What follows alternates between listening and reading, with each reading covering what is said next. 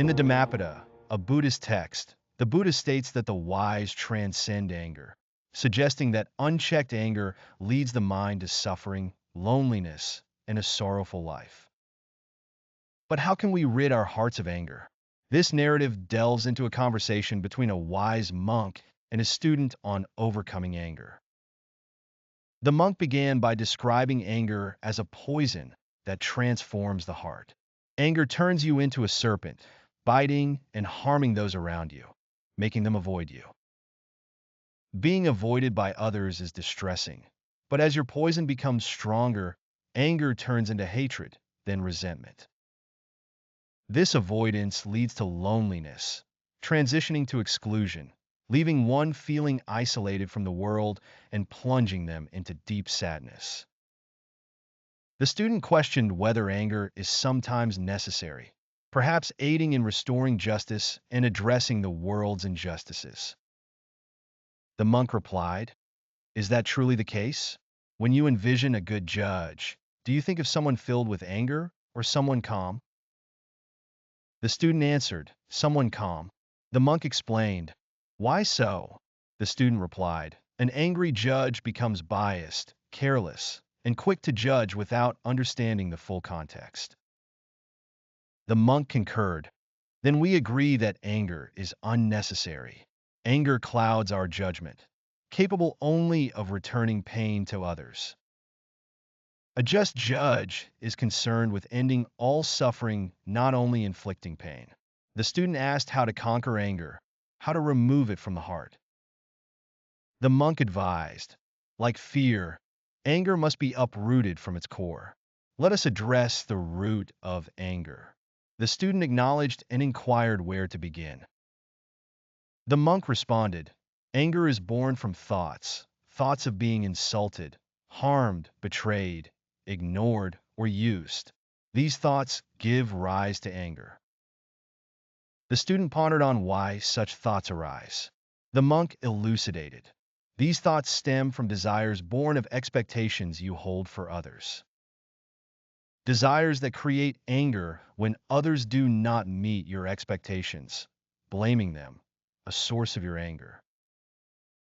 The student wondered if having expectations of people is wrong or not beneficial. The monk commented, "If you wish to hold on to anger, having expectations is quite effective. However, as I've seen, an anger-filled heart does not lead to justice but rather estrangement and sorrow. At least, that is what I have observed. Therefore, I choose not to cling to anger." The student questioned how to release anger. The monk concluded, "Your anger will dissipate when the desire of expectations vanishes, which happens when you dispel your misconceptions." The student was curious about these misconceptions. The monk asked, "Why must others fulfill your expectations? What makes your expectations so special?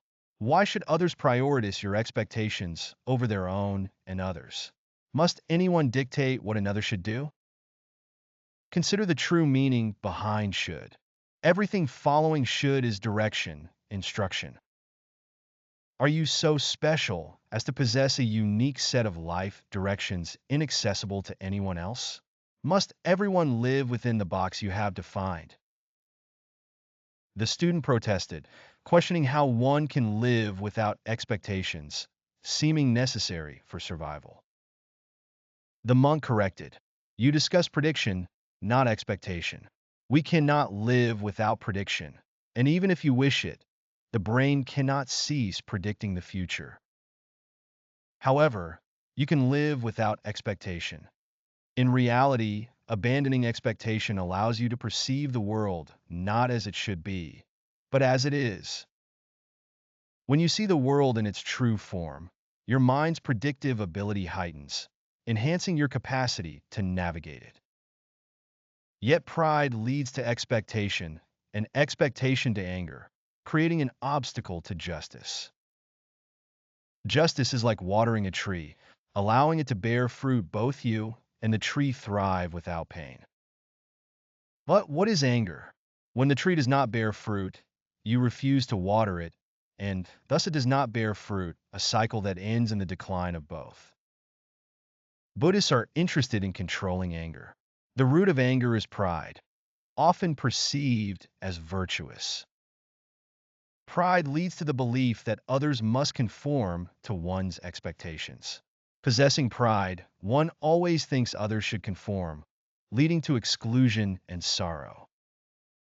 However, abandoning pride leads to abandoning expectations of the world, enabling the ability to see the world as it truly is. Through understanding, one can advance towards true justice, where everything thrives harmoniously. What do you think? Opposing opinions may exist. Share your thoughts.